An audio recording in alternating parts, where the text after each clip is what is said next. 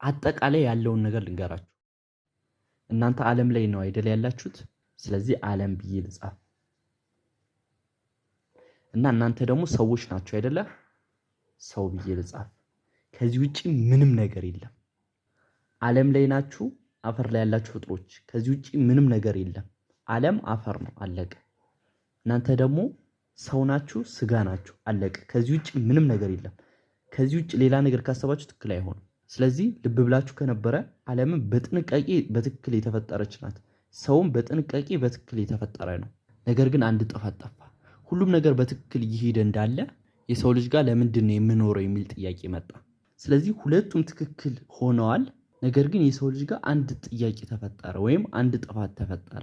ለምንድን ነው የምኖረው የሚል። ስለዚህ ይህን ነገር ልመልስላችሁ። እዚህ ጋር አንድ አባት አለ። እዚህ ጋር አንድ ልጅ አለ።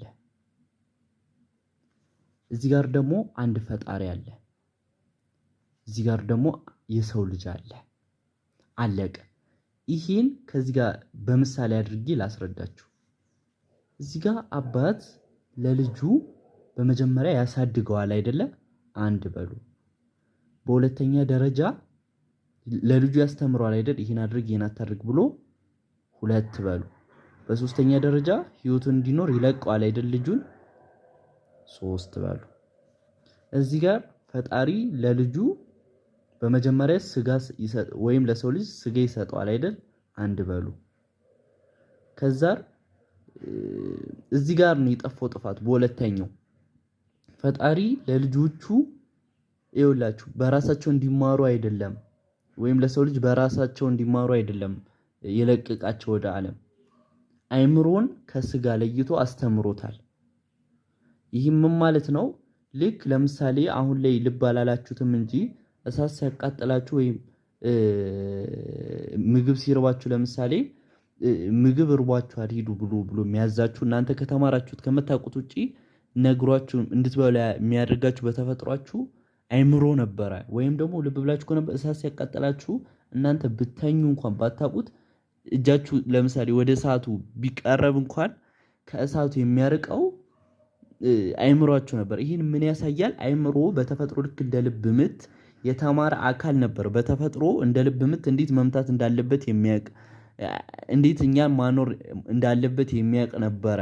ለኛ ማሰብ እንዴት ማኖር እንዳለበት የሚያውቅ አካል ነበር። ልክ ልብ ምታችን ደም እንደሚያሰራጨው ሁሉ ማለት ነው። ስለዚህ ሁለተኛ ምን አለ? ይኸውላችሁ እዚህ ጋር ሰው አባት ለልጁ አስተማረው አይደለ? እዚህ ጋር ደግሞ ፈጣሪ ለሰው ልጅ ስጋችንን አስተኝቶ አይምሮአችንን አስተማረው። አይምሮአችንን አስተምሮት ነበር። ይኸው ሁለት በሉ። ሶስተኛ ወደ ዓለም ለቀቀን እንድንኖር። ፈጣሪ ለሰው ልጅ ወደ ዓለም ለቀቃችሁ እንዲኖር። ለምን እጃችን ይዞ እኛ ማኖር አይችልም፣ አንድ ደቂቃ ጨዋታ። ስለዚህ እኛ ከነገረ ካስተማረው በኋላ ይለቀናል እንድንኖር። ነገር ግን እዚህ ጋር አያችሁ አባት ከልጁ ጋር በትክክል ነው የሄደው። በቃ ትክክል ሆኗል። እዚህ ጋር ግን ፈጣሪ ለሰው ልጅ ጋር አንድ ጥፋት ጠፋ። ሰይጣን መጣ። ይሄ ምንድነው የተፈጠረው? ሰይጣን በፈጣሪ ስለሚቀና በልጆቹ ላይ ለመበቀል ፈለገ ማለት ነው። ስለዚህ አፕል እንዲበሉ አደረገ። አፕል በሉ፣ አይናቸው ተገለጠ ማለት። አይናቸው ተገለጠ ያለው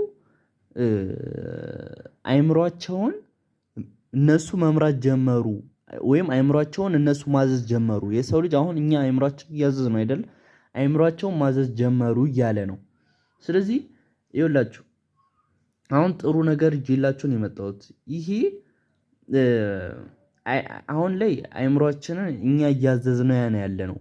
ከዚህ በኋላ ግን አይምሮአችንን እኛ ማዘዝ እናቆማለን ማለት ነው። አይምሮአችን እኛ ማዘዝ ይጀምራል ወይም እኛ ማኖር ይጀምራል ማለት ነው። ስለዚህ የዚህ አፕል መርዝ የሚጠፋበት አመት በዚህ አመት ላይ ነው ማለት ነው። ስለዚህ እዚህ ጋር አይታችኋል በጥንቃቄ ምንድን የሆነው? አባት ለልጁ በመጀመሪያ አሳደገው አይደለ? ስጋ ፈጠረለት ማለት ነው። እዚህ ጋር ደግሞ ፈጣሪ ለልጆቹ ለሰው ልጅ ስጋ ፈጠረላቸው አይደል? እዚህ ጋር ደግሞ አባት ለልጁ አስተማረው አይደል? እዚህ ጋር ደግሞ ፈጣሪ ለሰው ልጅ አይምሮን አስተማረው አይደለ? እዚህ ጋር ደግሞ አባት ለልጁ እንዲኖር ለቀቀው አይደል ህይወቱን። እዚህ ጋር ደግሞ ፈጣሪ ለሰው ልጅ ዓለም ላይ ህይወት እንዲኖር ለቀቃቸው አይደለ? ስለዚህ ተመሳይ መጥቷል። ነገር ግን እዚህ ጋር ትክክል ሆኖ እንዳለ እዚህ ጋር ሰይጣን ገባ ማለት ነው። ሁለቱም ጋር ትክክል ነበር። እዚህ ጋር ግን ሰይጣን ገባ ማለት ነው። ስለዚህ በሰይጣን ምክንያት ሁለተኛዋ ጠፋች ማለት ነው። ምንድን የሆነው አይምሮን እኛ ማዘዝ ጀመረን። እጄን እንዲመንቀሳቀሰው እኛ እያዘዝኩ ስለሆነ አይምሮ ለዚህ እኛ ማዘዝ ጀመርም ማለት ነው። ስለዚህ የዚህን መልስ ምንድነው? አይምሯችሁ እናንተን እንዲመራችሁ ለማድረግ በመጀመሪያ አንድ ቦታ ላይ ተቀመጡ። እዛ ከተቀመጣችሁ በኋላ እዛው ቅሩ እንጂ አይምሯችሁ እስካላላችሁ ምን አይነት ነገር እንዳታረጉ። ልክ ምግብ ሲርባችሁ ምግብ እንድትበሉ እንደሚያዛችኋል አይደለ? እንደዛ እስካላዘዛችሁ ምንም አይነት ነገር እንዳታረጉ። ከዛ በኋላ ልክ አይምሯችሁ ፍቃድ እንደፈቀዳችሁለት ሲያቅ ሰውነታችሁን አስነስቶ እናንተ ማንቀሳቀስ ወይም ማኖር ይጀምራል ማለት ነው። እናንተ ሳታውቁት እጃችሁን እንዲህ ማንቀሳቀስ ሰውነታችሁን እንዲህ ማንቀሳቀስ ይችላል ማለት ነው።